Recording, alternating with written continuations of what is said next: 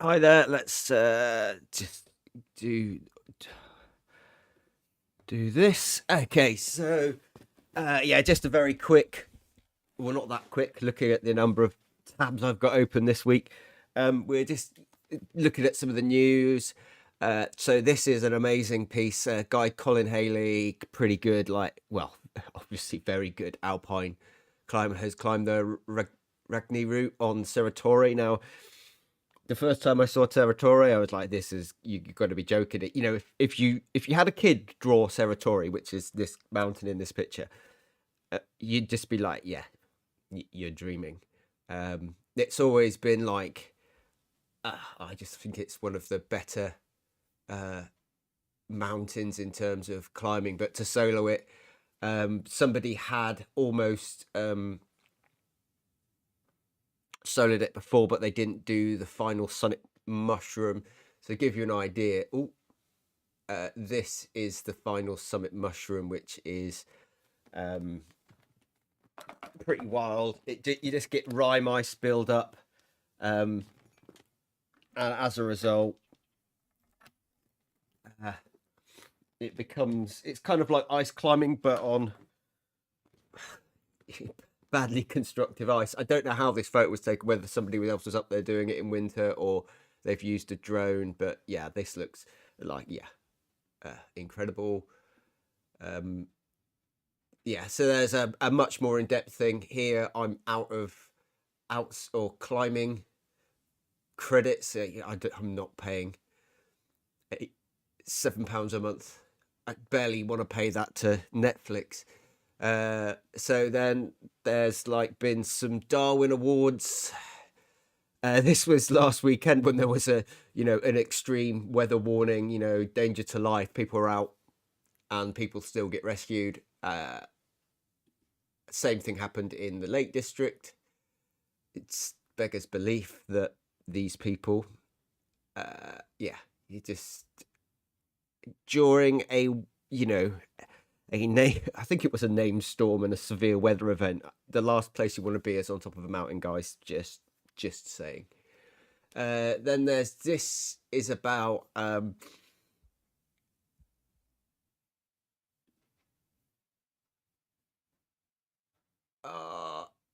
it was about, sorry, there's a new national park being sort of like the kind of idea being passed around in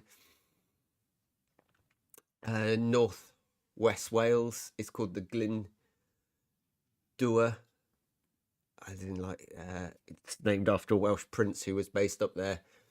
And yeah, what they're talking about is, I think, whether or not to include this bit here in the national park. So I guess it's this bit. If you can go to Natural Resources Wales and there's like a consultation, or just uh, yeah, yeah, on the thing. So this is Plasty Brennan getting into the Welsh vocab. So Mole, Bryn, Pen, Minith, and then somebody else down here has done Fan or Ban. It's interesting for me because I've just done a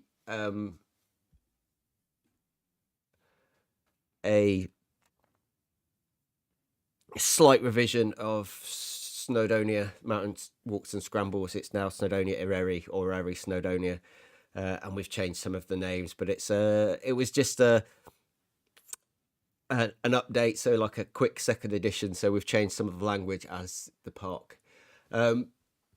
This news item that I don't have access to because I've been locked out by the climbing outside digital people is it ever okay to talk about weight in climbing? I've got a couple of things. So there was a really interesting piece of research that looked at gymnasts, and what it did is like gymnastics is one of these sports where for a long time there were issues with over like pushing weight as a marker because it was more aesthetically pleasing and power to weight ratio. And so there was a lot of disordered eating and eating disorders within the sport. So what they did in this bit of research, they asked existing gymnasts, ex-gymnasts, coaches, and parents of existing ex-gymnasts. Uh, a lot of the current gymnasts didn't say anything because it was and the answer that they why they didn't say much about it was they didn't want to rock the apple cart with their coaches. The ex gymnasts all said that yes, there is a problem with weight in the sport. All of the coaches tended to say yes, there's a problem with weight and coaches in gymnastics, but it's every other coach. The parents said there was. And so, yeah, it's really interesting that it's like everybody blamed everybody else. Um, and so in climbing, certainly like 10 years ago or more, there was definitely an undertone of, to be a good climber, you needed to be super lightweight, and especially in competition climbing. And so there's a couple of books. This one by Marissa. She's obviously, I think she's got a science-based background. She's got an MSc. But the other one was, I just saw this book come out, which is by Mina. Mina is a top-level climber, but what I found really ridiculous about this, I couldn't really find anywhere where it talks about Mina's knowledge base. Nina has like a diploma in nutrition, and then she's done a 2-year like postgrad thing with the institute or the International Olympic Committee. So she knows her stuff, but it doesn't mention here. It's like one of my pet peeves is people that sometimes write books, they don't have a background in it, but Mina does, and it's not, I don't think it's pushed strongly enough. But yeah, she's just written this, and it's got a lot of anecdotal stuff of her talking to different people. So yeah, worth a look. Yeah, so she's like an IOC diploma and a nutritionist. Then there's this thing from Snowbrains, which is there was a chairlift cable snapped on Elborus, so not so good. This is another thing. I think again the full stories is on Snowbrains, but it's the Italian downhill skiing team have had at least, I think it's 1 or 2 deaths. And at the moment, obviously, these people that do this as it's their job, isn't it? Downhill skiers,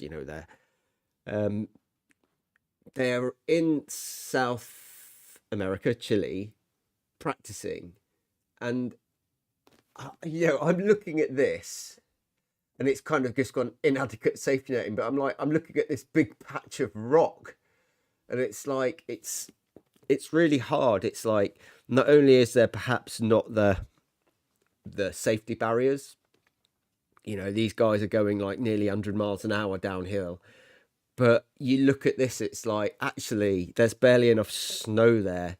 It looks like they've had to build it up on different areas. So if you're sliding across snow, you'll just slide. But if you slide across snow onto rock, it's going to be a different experience. Snow, you slide as long as you don't hit anything.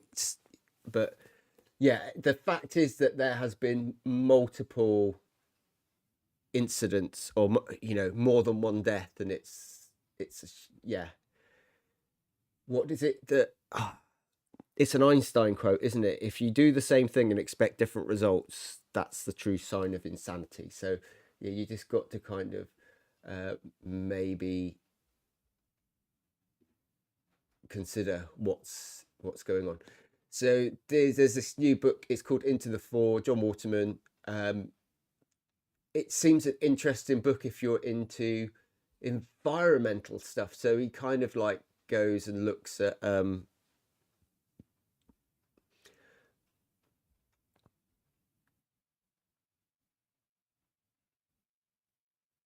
just this one area in, I think it's in Alaska, in the Brooks Range, and just observes of what's going on in the with regards to climate change. So should be quite good. And then I think this is almost like,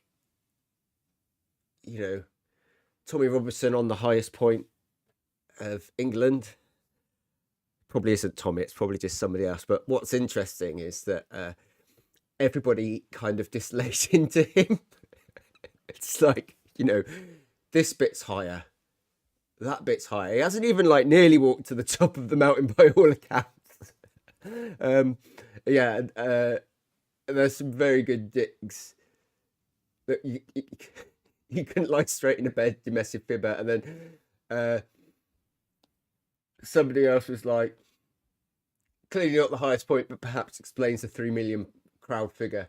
Yeah, I just always got to like Tommy Robinson. So this is, let me just, somebody trying to trying to trundle this rock. So this looks, what he's about to do here, the most stupid thing to do. Yeah, let's pull this rock onto us. He eventually gets it going, and it's like, yeah, this one really was asking to be trundled. Just look how far it goes, guys. Just look how far it goes. She's like, yeah, it's gonna go, it's gonna go, it's gonna go. It's stopped. It stopped just there, guys. It's like the most disappointing trundle I've ever seen. It's also a shame. It's like you get rocks like that, that have basically, they've been there since the ice has disappeared. That's an erratic left behind by glacial melt, and it's now gone. Anyway, that's the end of today's little brief news things. Hopefully you found some of that interesting. I've just got to go. I've got to find the cursor. I've got to go